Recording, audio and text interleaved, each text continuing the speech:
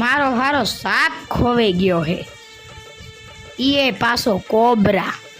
હાલો હાલો, અહીંયા છોકરા બેઠા હે, એમને તો પૂછું.